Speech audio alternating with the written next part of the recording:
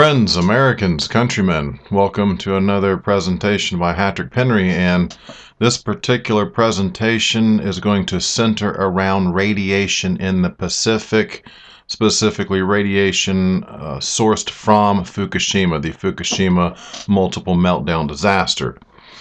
And first what I want to do is kind of go back in time and look at some Freedom of Information documents pertaining to Fukushima from the NRC, Nuclear Regulatory Commission. And let's have a look at some evidence I found when I went and began to search by a keyword C, and I found quite a number of references to where they had been dumping radioactive water into the ocean. So the admission is right here for those trolls and shills who are out there saying, no, there's no radiation in the ocean. No, it didn't go into the water.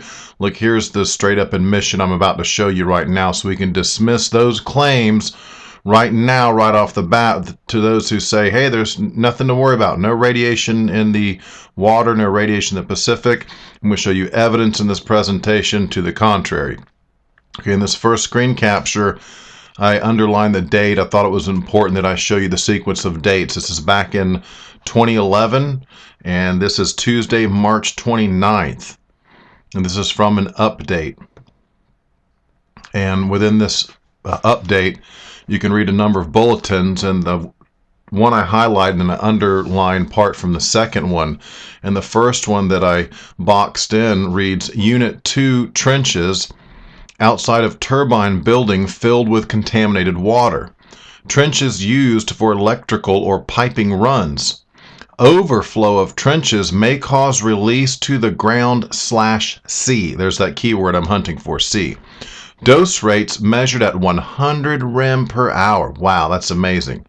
Okay, and also to be noted, I thought it was interesting, plutonium in soil. You don't see that a lot in these documents. So when I see plutonium, or the one time I found MOX in there, it's pretty significant to me, and a significant admission. So plutonium in soil, that's also important. If they're hosing these things down with these concrete pumper trucks or riot water cannons or Bechtel system or whatever it is, that's just rinsing down, washing over everything. Where is it going? Where is that going? Well, we have evidence right here that overflows into trenches, overflows into reservoirs, and that is either leaks into the ocean or is directly pumped into, purposefully released into the ocean, as we will see in these documents. Okay, we're looking at this particular analysis that they have done.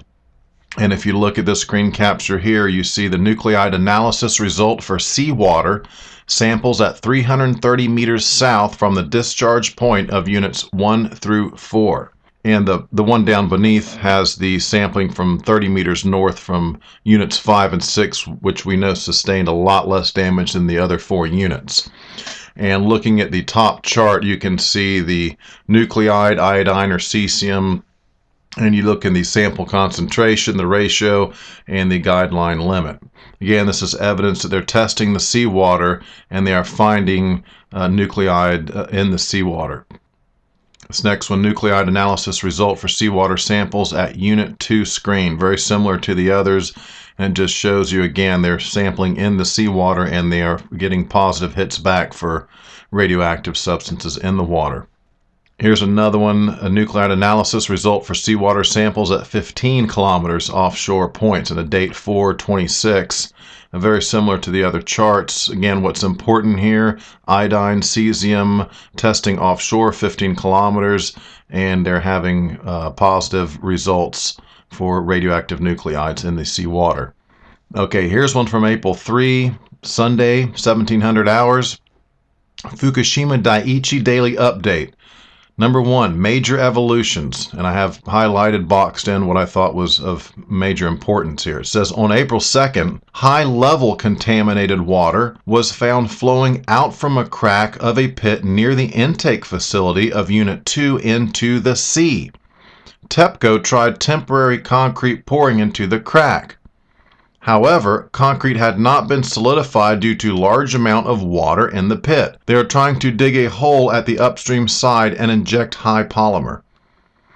Now at the bottom it also says, to be noted, 79.4 becquerels per liter of iodine 131 was detected from the seawater sample taken 3/30 at 40 kilometers south of Fukushima Daiichi site.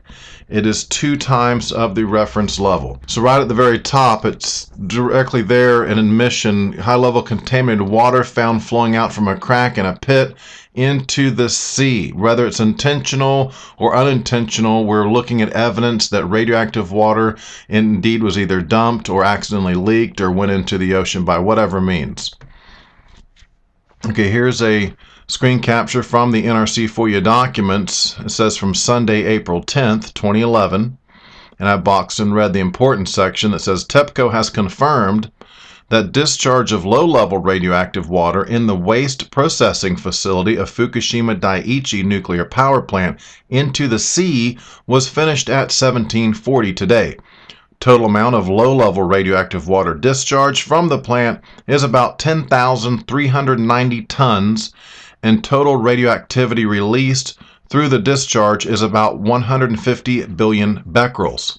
Also, beneath that it says TEPCO is going to issue a press release on this matter soon. I've got a clip on that coming up next. But if you look at this one again, admission that this water, discharge of low-level radioactive water into the ocean. And here's what I found on that press release, the best bit of information I could find. It'll give a date, April 29th, which if you look at the previous one, Sunday 10th, okay, well, we're looking a couple weeks after that.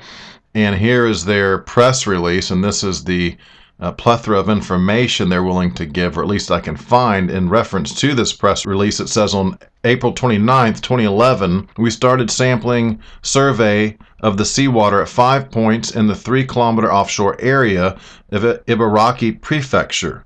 Today we have conducted nuclide analysis of radioactive materials in the water sampled on April 29. We have reported the result of the analysis to NISA and the government of Ibaraki Prefecture as per attached. So we don't get a lot of information, just says analysis of radioactive materials in the water sampled. So it says they did sample radioactive materials, but the press release, or at least what we get out of the FOIA documents, doesn't really tell us a whole lot. And again, that's probably pretty close to what the real whatever came out in the newspaper on the news that night for Japan. I was like we all know about TEPCO. Anything that it's always downplayed, or it's totally they're just totally lying about it and not telling you something. A lot of dishonesty, a lot of deception, a lot of covering up, and a lot of lies coming both not just from TEPCO but from our government as well on this whole issue. Okay, this next screen capture is pretty amazing. It says marine monitoring. TEPCO is conducting a program for seawater surface sampling at a number of nearshore and offshore monitoring locations. Up until April 3, a general decreasing trend was observed at the sampling points TEPCO 1 to TEPCO 4. After the discharge of contaminated water on April 4, a temporary increase has been reported.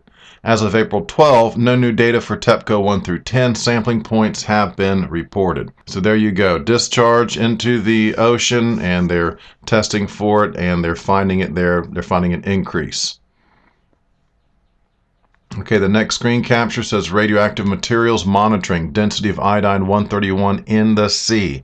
Where are they monitoring? In the sea. What are they monitoring for? Fission products. Iodine-131, and you can, on the left of this particular chart, you can see the sampling location, seacoast or offshore, and it gives you the particular distance, the date and the time, the density, and the ratio to criteria. 43 times. 40 times on some of these. So it's quite elevated, we can see. Okay, the next screen capture I have says discharge of low-level radioactive accumulated water in Central Waste Treatment Facility and Units 5 and 6 to the sea. Central Waste Disposal Facility, it says in parentheses, and then it says we had discharged approximately 9,070 tons of water from the discharge canal of Units 1 to 4 from April 4th to April 10th. We're investigating and confirming the situation. Subdrain of Unit 5 and 6. From April 4th, we started the discharge from the water discharge canal of Units 5 and 6, and at 1852, April 9, we completed about 1,323 tons. Okay, there's more, again, admission right there that's being discharged and into the sea. Where is it going? Into the ocean, the Pacific Ocean. Okay, this next screen capture just boxed in the date because the first couple pages wasn't really relevant, and then it went into, again, evidence that it's radioactive water is being discharged into the Pacific Ocean. But note, April 15th, 800 hours. And the next screen capture was the relevant section. I boxed in 3 areas where one says discharging water in subdrain of Unit 5 to the sea, 950 meters cubed.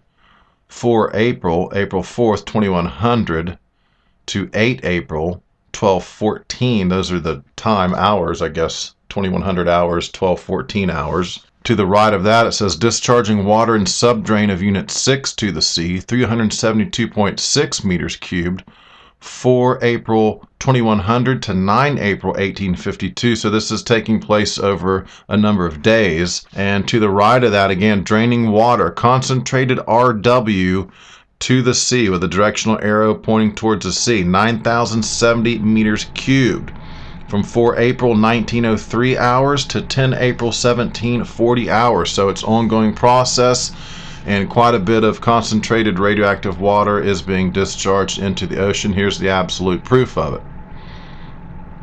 Okay, next screen capture. Again, it's important to note the date, April 8. I just want to show you this is back in 2011. This is late March, early April, what we're looking, these analysis we're looking at here. And this particular one is a TEPCO summary. Again, you take it with a grain of salt because TEPCO's been less than honest time and time again. What was to note on this particular screen capture we're looking at now that I've boxed in red, I'll read you the bullets. It says, the discharge of radioactive water from the rad waste facility to the sea continues and will be completed this evening.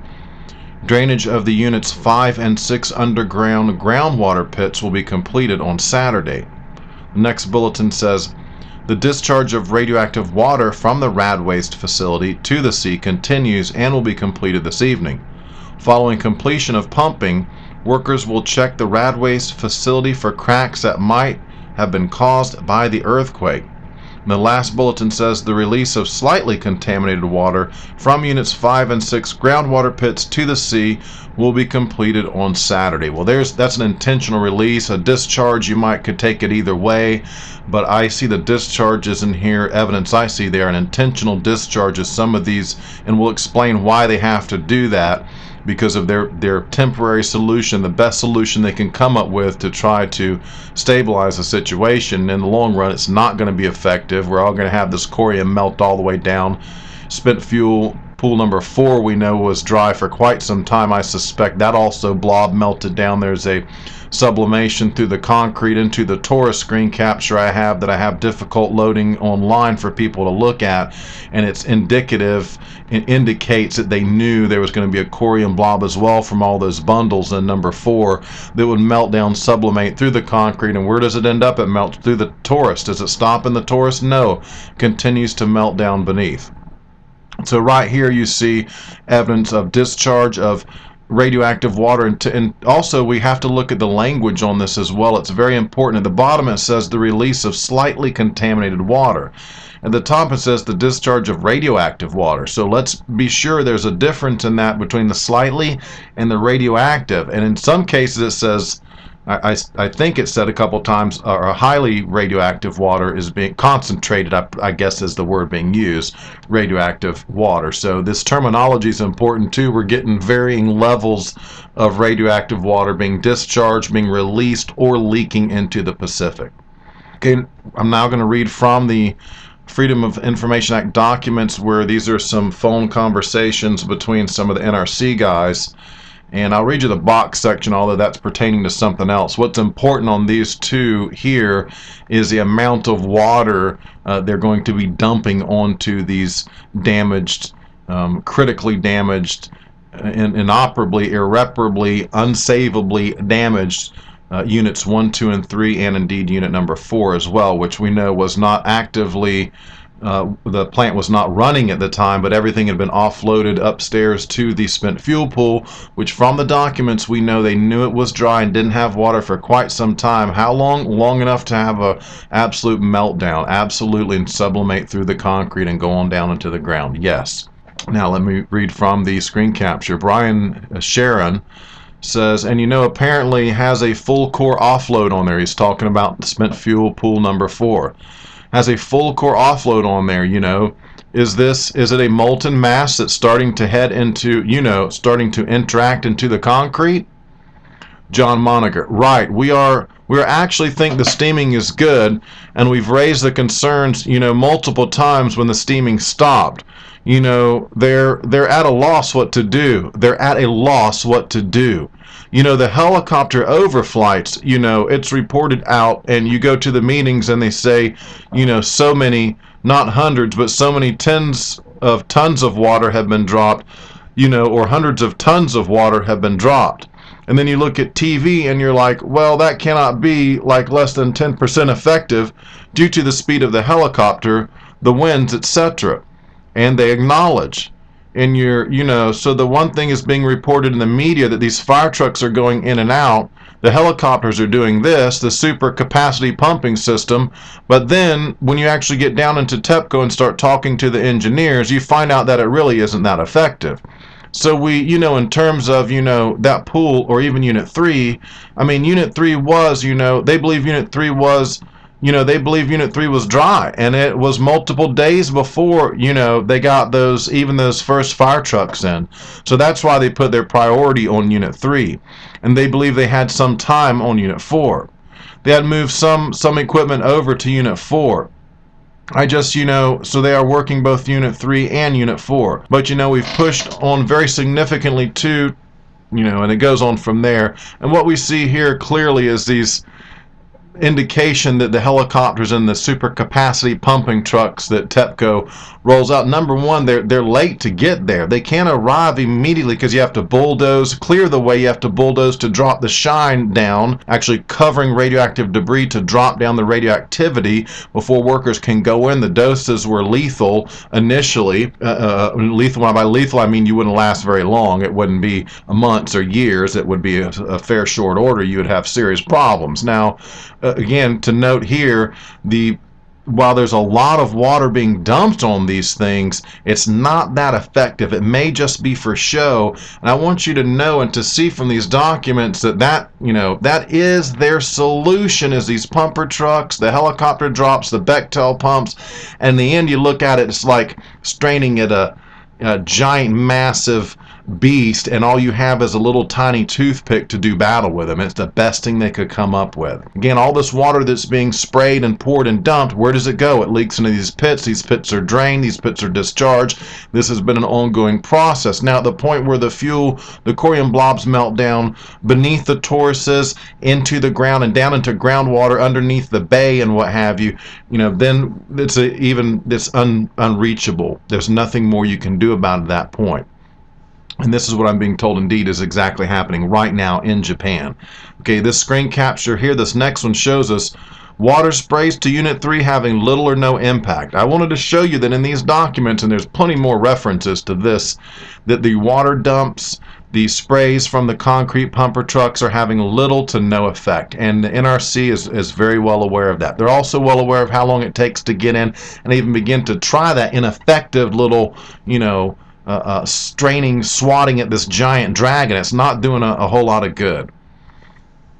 Okay, a couple more things I want to read you, and these two have to do, I believe, if I'm not mistaken, okay, correct, it will go into some kind of amount of the water that they're spraying. I want to give you an idea how much you're just spraying over all this radioactive material, blobs, broken bits of debris, fuel pellets all over the ground. The shine's so heavy they're having to bulldoze stuff over to drop it back for workers to go. And this is all being just sprayed with this mess of water that's trickling down into pits, trickling into the ocean. You need to know that. John Moniger says, and also the helicopters, all those systems are really not highly effective, or actually just marginally effective. And the problem is, we're shooting from so far away, you have incredible losses. Brian Sharon, right. Just with that powdering, the dropout, etc. So that's all that. So yes, we've been concerned with Unit 4 all along. I think Unit 4 is the one we got in a little bit of trouble with. Okay, right, there's evidence, marginally effective. not highly effective. They're describing the helicopters, they're describing the pumper trucks. A lot of it is for show.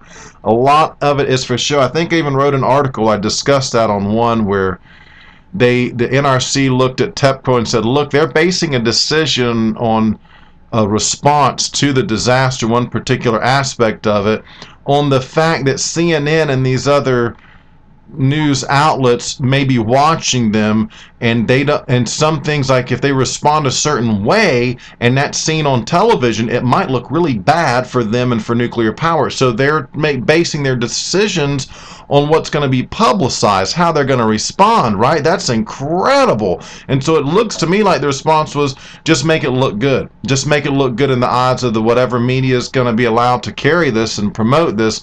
We want it to look like we're spraying it and dousing water on it and everything's under control and stabilized. That's nothing could be further from the truth. Okay, the next screen capture, they're going to actually talk about gallons per minute. John Moniger says, yeah, the engineering drawing, yeah. I'm talking about a spec sheet. I'm going to show you that in a minute. You'll get to look at the Bechtel, the specs for the Bechtel pumping trucks and that whole scheme. It says, yeah, the engineering drawing, yeah, we had that out. We have shared that with them, etc. But when they came to us, today in the meeting with TEPCO, they said they're talking, this boom truck, 58 meters. Well, what happened is they were like, can this shoot up 50 meters versus 58? I said, well, yeah, it's no big deal. I said, we'll check into it. But the design specs for the water cannons were 50 meters high, and I think 100 meters out with 500 gallons per minute. I said, if you're not telling us the 58, we think we'll be able to throttle the nozzle down to reach the 58 meters. We'll have Bechtel and all run it down. But you may not get 500 gallons per minute in there. But we said, we threw a margin in there anyway and said we didn't think it was an issue. Okay, and that's the important part you need to see in this particular one, is that they're discussing a number 500 gallons per minute. You might not quite get that much. He says, I have to throttle down to try and get a little more distance because we can't get that close. Sometimes it's the incredible lethal dose rates and the shine. They cannot, this is clear in the documents now, they can't get close to it. But the trolls and the shills and apologists saying it wasn't that bad there and it was a hoax and it's nothing really big going on. Hey, in these documents, total opposite of that. To be noted here, 500 gallons per minute. 500 gallons per minute. Where does that water go? And that has to be constant. And it's how effective is it? How effective is it? By the time the Bechtel pumps are brought in, it's weeks and weeks have passed. Weeks and weeks have passed. And they know it's days and days before the Japanese can even get their crappy little concrete pumper trucks in. And so if you look at the NUREG manuals, N-U-R-E-G, according to what I see and read about them, in there they spell out specifically, if you're in a station blackout, i.e., in other words, without power at this nuclear power plant, Mark 1 containment, for X number of hours, you are going to have a meltdown. If you don't restore some kind of cooling, eventually, they know the time limit it takes for this to happen. It's pretty specific under specific circumstances. That corium blob is going to melt to 5,000 degrees approximately. That's my understanding, again, as a layman trying to do away with my ignorance. It's superheated when it's no longer cooled, okay? And that melts down through all of the metal workings of the torus and what have you of the reactor, and it's called the China syndromes. And my understanding, in 3 Mile they were able to restore some kind of cooling, so when they had a partial top melt, the blob froze at the bottom of containment once they were able to restore cooling to some degree. Again, that's my crude understanding of 3 Mile. So that blob stopped before it went all the way through the containment and came out underneath, wherein you can't really circulate water inside that containment if the blob's outside of that, right? The blob's 20 feet down in the ground underneath your reactor building, you can only pour water on it and hope it drains down through the cracks. If it's 50 feet down, you can only try and pour water down. Now the blob is melting through and creating these glass-like tubes, like a lava tube, and what water they're spraying on is pouring down these lava tubes onto the blob, and what do we have? A massive radiation release into the atmosphere and into the Pacific. And Obama wants to build 3 new nuclear power plants, right? Okay. And this next screen capture here, I promised I would show you. This is the Bechtel scheme scam pumping truck thing. And in the end, pumping trucks, we paid around $9.8 billion. John Q. Taxpayer footed the bill for the pumps for these Bechtel pumps. And this is the little system you can see it requires. If you look at the schematic, you have to drop a submersible pump into the ocean. It's up off the floor. It's got some kind of filters, and it's sucking in this vast amount of water out of the ocean. There's a submersible pump there. Okay, that is then pumped up to your initial truck. You have a flatbed truck with another giant pump in the back of the truck, a secondary pump that grabs it and pumps it on up to another truck where there's a tertiary pump on that truck, and that pumps it up the boom and out the nozzle onto the reactor building. Again, when the top of the reactor building collapses on the spent fuel pool, and in the documents they mention this, it's very difficult to get the water in to cool the spent fuel, even if it's still there and hadn't melted on down, because there's inches of concrete and what have you on top of it, literally blocking the water from falling down on it, cascading down on it. Now it's running off the side and spilling over the side. Again, how effective was this? We're fairly certain now that we have a multiple China syndrome, and that these corium blobs, they couldn't get there in time. And this is obvious. If you know nuclear power, if you know the NUREG manual, and all these guys know it. All the academia, all the professionals, they know that there's X number of hours you have to get in there and restore cooling, just like at 3 Mile. And if you're not in there in that period of window of opportunity, then you have this superheated, melted mass of radioactive blob, this corium melt through, and it's so hot it burns, it sublimates through anything and everything. Like I say, even leaving these glass-like lava tubes behind as it melts down through the ground. And where does it stop? That's a good question. That's why it's called the China syndrome, because they like to joke around and melt right through the earth and come out the other side, and where they say China is, although China is not on the other side of the United States, but a lot of people seem to think it is. So have a good look at this schematic. This was the solution. This was how they were going to save the day, and in fact, they never saved the day. It was pretty much a total loss from day one.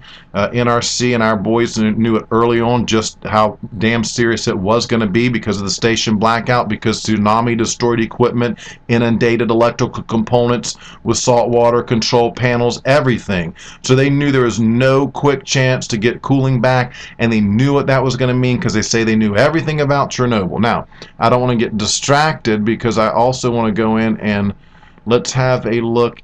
And again, this abstract I picked up from Kevin Blanche. He has a video on this as well, but I want to read you this one particular abstract, and I'll include the link to, there's like 10 or 11 or 12 little studies that have been done, but this one was the one that seemed the most serious and alarming, so this is the one I wanted to read to you. As I prioritize, and the most serious stuff I try to get out first.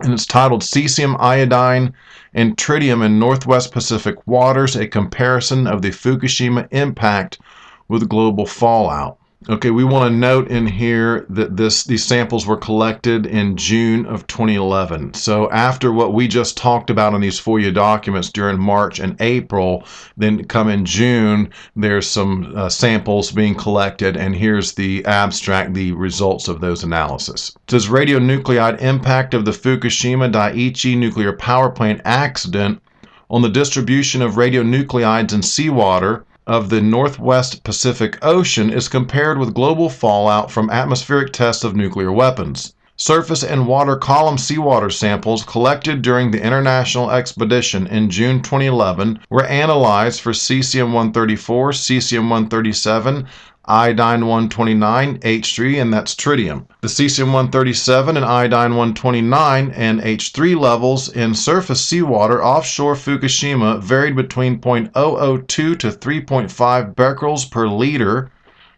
to the power of -1, 0.01 to 0.8 microbecquerels per liter to the power of -1, and 0.5 to 0.15 becquerels per liter to the power of -1, respectively.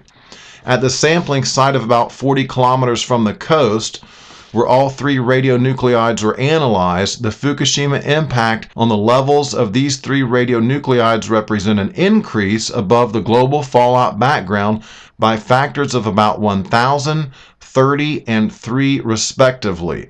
That would be factors of about 1,000 for the cesium-134, factors of about 30 for the cesium-137, for the iodine-129, and factors of about 3 for the tritium, the H3.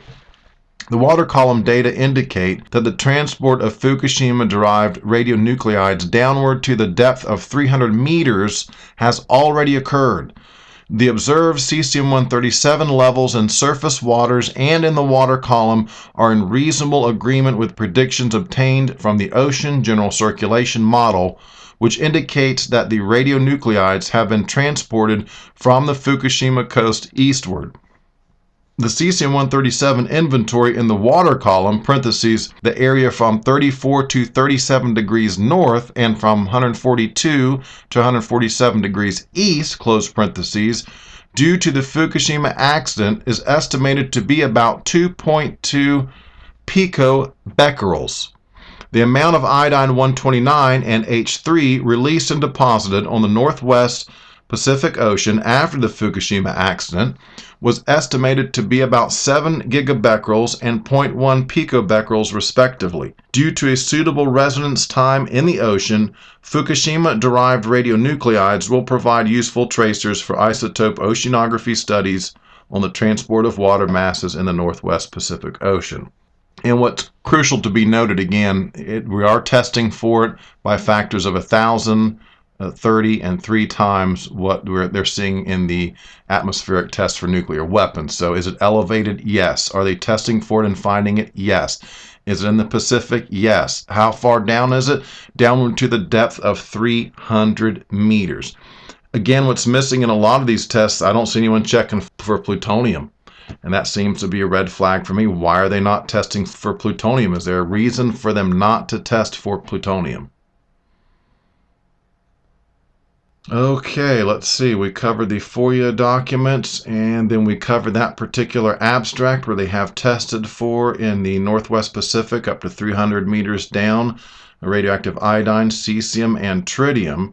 And the last thing I want to cover on this particular broadcast, if that's what you want to call it, I want to go on and look at what the recent news that just came out today that's prompted me to get off my butt and really get on this and get this out here, because it's important you have this information and you can judge for yourself how you feel about nuclear power and not just listen to Obama and Mitt Romney telling you it's, clean, emission free, a wonderful way to produce electricity.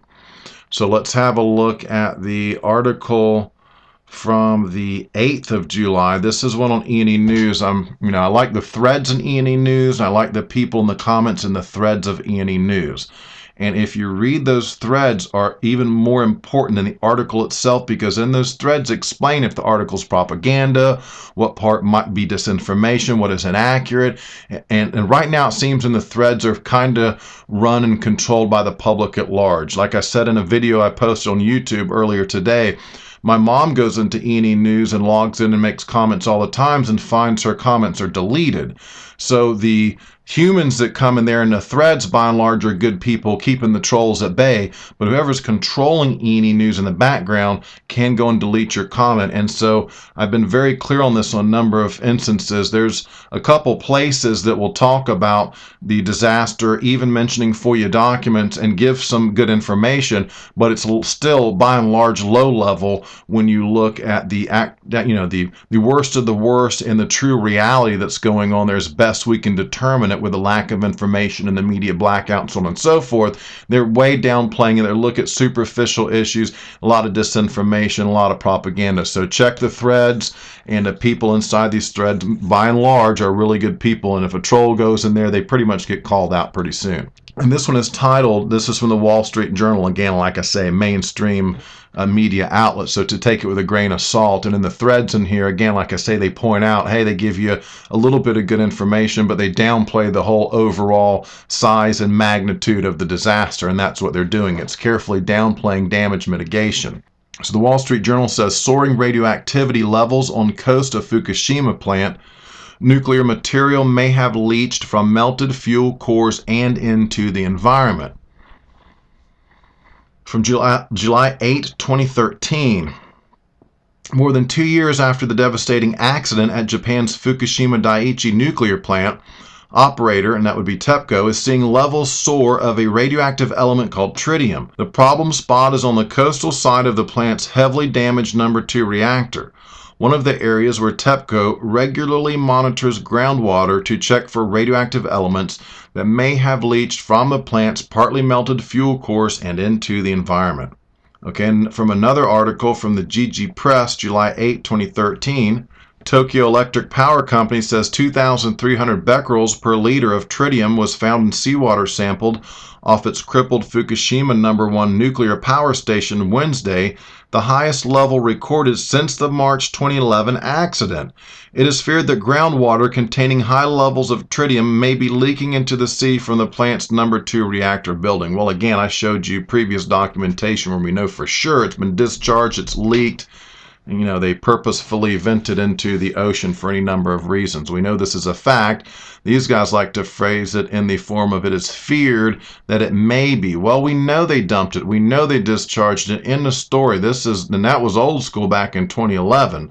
So what we're worried about now and what this shows now, again, that's why I showed you the initial pouring of water on. Okay, that's one thing. But now what we're looking at is, if that would have been effective, at some point the fission would have stopped. We can agree on that. And these particular byproducts of this fission, like cesium-134, it wouldn't be as such abundance. And then as time goes on and it approaches its half-life, you would see the strength of it and the amount of it would begin to decrease, right? Now that's just simple physics when you think about it. And again, this is based on if you're able to reestablish cooling to the core, to the control, to the fuel rods and everything, right? And if you're unable to do that, it continues to sublimate and melt down through the ground into the groundwater underneath the bay, as the comment I read on my video today from E&E News pretty much spelled it out in an excellent picture. Let me see if I can find this one here. I'll read it to you. It says, "What are the sources of the radiation contaminating the Pacific Ocean? Question mark. Cooling water is dumped into the Unit 1, 2, and 3 reactor runs to cool fuel splatter left behind. This water flows out the bottom of containments 1, 2, and 3 into groundwater and also out of tourist basements. Groundwater flows through corium lava tubes left by the passage of corium 1, 2, and 3. Corium is the melted fuel rods, this blob of melted superheated material.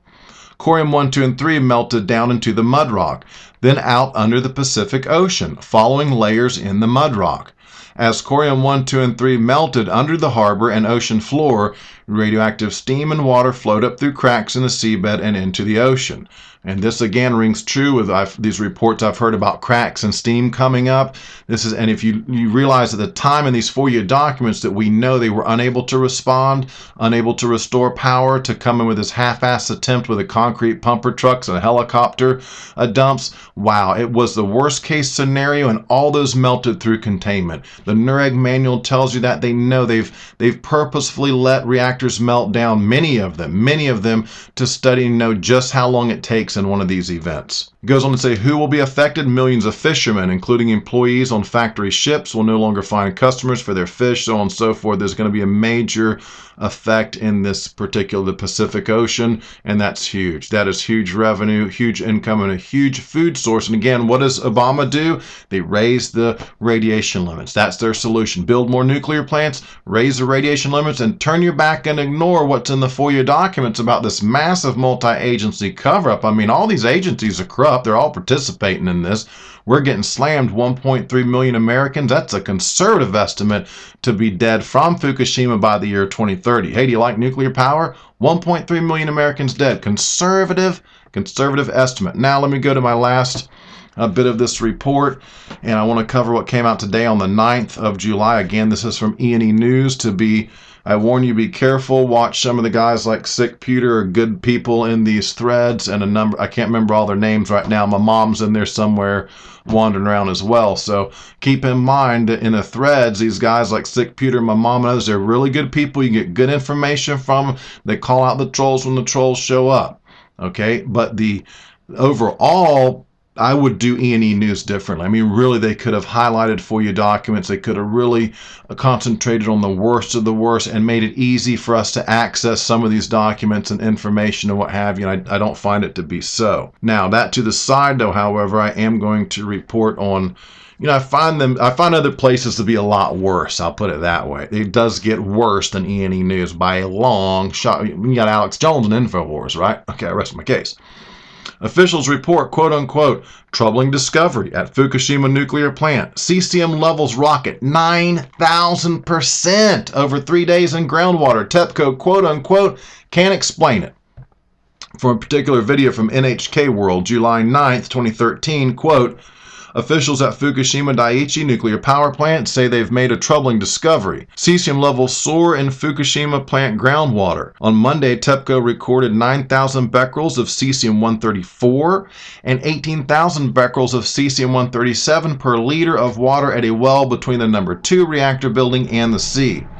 Both radioactive substances were up about 90 times from the level logged 3 days ago.